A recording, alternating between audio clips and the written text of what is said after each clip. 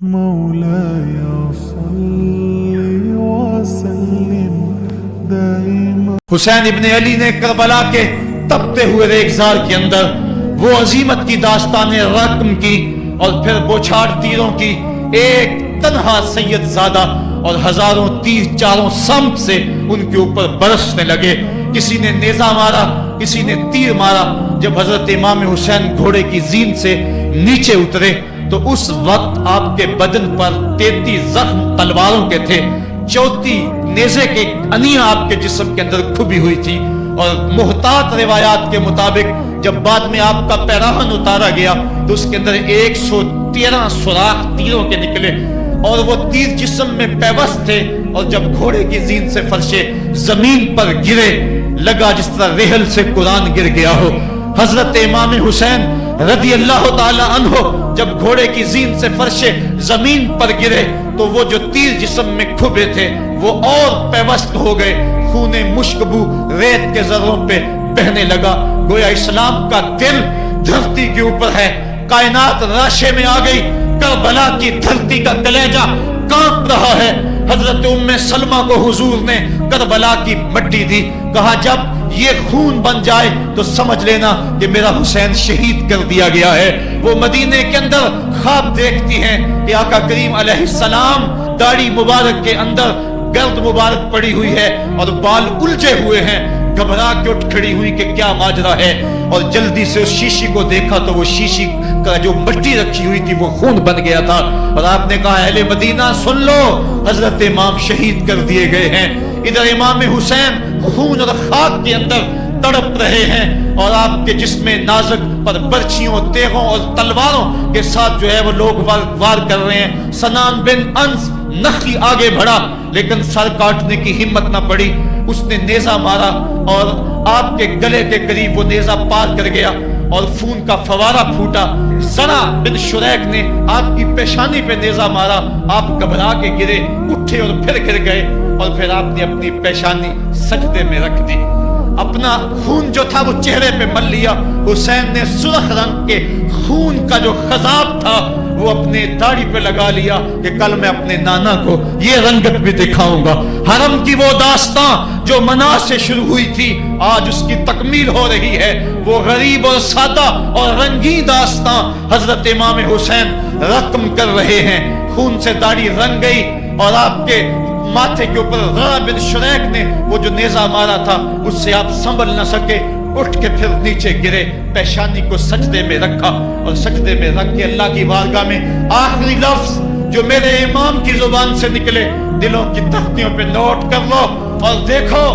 اللہ تعالیٰ کے بندے حضرت خلیل نے دعا مانگی تھی, اے میرے مالک, اے میرے مالک, میں اس جگہ تے اپنی ذریت اولاد کو چھوڑ کے آباد کر کے جا رہا ہوں اور دعا کرتا ہوں کہ وہ نماز کو قائم رکھیں. آج اس دعا کی تکمیل کا منظر لوگوں کے سامنے ہے کہ 113 تیر جسم میں کھبے, 34 تلواروں کے گھاؤ, اور وہ بھی راوی کہتے ہیں کہ ایک ایک گھاؤ میں کتنی کتنی تلواروں کے زخم تھے اور نیزے کی انیاں جسم میں کھبی ہوئی تھی.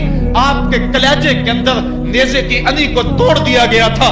اس موقع پہ حضرت امام حسین رضی اللہ تعالی عنہ نے اپنے آپ کو سنبھال کے پیشانی کو ریت کے اوپر رکھا اور اللہ کی بارگاہ میں آخری لفظ حضرت امام حسین کے لبوں پہ جو مچلے, خون نکل رہا تھا اور خولی بن یزید آگے بڑھ کے سر انور کو جدا کرنے کی تیاریاں کر رہا تھا. سنان بن انس آگے بڑھا لیکن کپ کپ آ کے پیچھے ہو گیا. خولی بن یزید آگے بڑھا, وہ بھی پیچھے ہو گیا. پھر شمر آیا اور شمر آپ کے جسم نازک کے اوپر بیٹھ گیا. حضرت امام حسین نے جب دیکھا تو اس کے بدن کے اوپر برس کے پھل بیری کے نشان تھے. تو حضرت امام حسین کی زبان سے نکلا صدق اللہ و صدق رسول اللہ, میرے آقا میرے اللہ نے سچ کہا. اس نے کہا کیا سچ کہا؟ کہا ایک دن میں حضور کی خدمت میں حاضر تھا تو حضور نے فرمایا تھا میں دیکھ رہا ہوں ایک چتکبرا کتا میری اولاد کے خون میں منہ مار رہا ہے. آج میں دیکھ رہا ہوں کہ مصطفیٰ کریم کا وہ فرمان جو ہے وہ پورا ہو رہا ہے. وہ غصے میں آیا. امام جلدی اپنی پیشانی سجدے میں رکھی اور اللہ کی بارگاہ میں امام کے آخری لفظ تھے اللہم رضن بقضائک وصبرن علی بلائک तस्लीमन ले अमरे का सुबहान रब्बियल आला, सुबहान रब्बियल आला, सुबहान रब्बियल आला।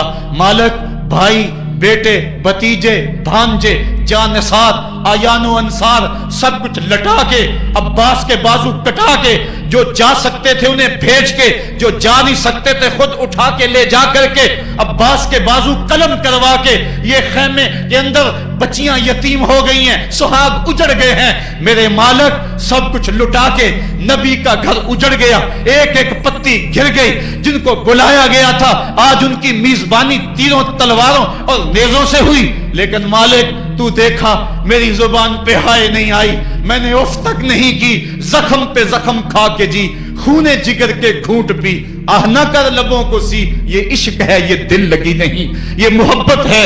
यहां लोग मसलूब भी होते हैं, यहां लोग सूली भी चढ़ते हैं। हुक्म होता है खबरदार अगर आह भी की तो साबरों से नाम काट दूंगा। कहा मालिक अल्लाहुम्मा रज़न बेक़ज़ाए का, जो तकदीर थी मैं उस पर राजी हो गया। वह सब्रन अला बलाए का, मालिक तूने देखा मैंने सब्र भी किया।